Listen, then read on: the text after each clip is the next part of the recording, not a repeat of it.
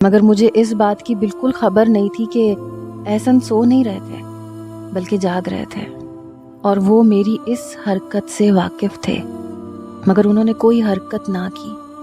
اس بات کا خلاصہ صبح ہوا جب میں احسن کی شرٹ پریس کر کے ان کے ہاتھ میں دینے لگی تو وہ عجیب سی نظروں سے مجھے دیکھتے ہوئے کہنے لگے، شاید رات تمہیں نیند نہیں آ رہی تھی، اس لیے تم نے میری نیند بھی اڑا دی۔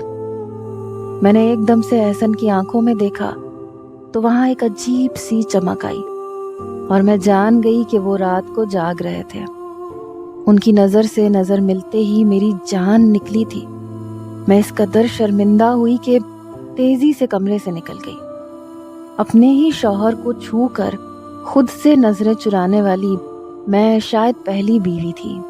ایمان احسن، جس کے لیے اپنے احسن کو پا لینا بھی ایک خواب تھا، نکاح کے 3 بولوں کے باوجود بھی درمیان کے فاصلے مٹا دینا 2 سمندروں کو ملا دینے کے برابر تھا۔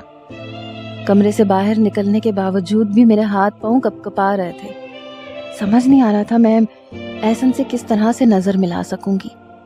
رات کو جو حرکت میں نے کر دی تھی اس کے بعد تو احسن کے سامنے جاتے ہوئے بھی میری جان نکل رہی تھی۔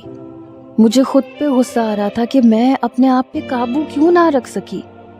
میں تیزی سے ناشتہ تیار کرنے لگی تو میری ساس نے میرے چہرے کے بدلتے رنگ پڑھ لیے۔ کہنے لگی، کیا بات ہے بہو؟ میں نے سر جھکا لیا تو وہ بول پڑی کہ دیکھو بہو، آخری بار تم سے کہوں گی کہ اس سے پہلے کہ کوئی اور عورت نمرہ کی جگہ لے لے، تم اپنی بیوی ہونے کا فرض نبھاؤ اور اپنے شوہر کو اپنی طرف کر لو۔ ویسے بھی میں نے سنا ہے احسن کے ارد گرد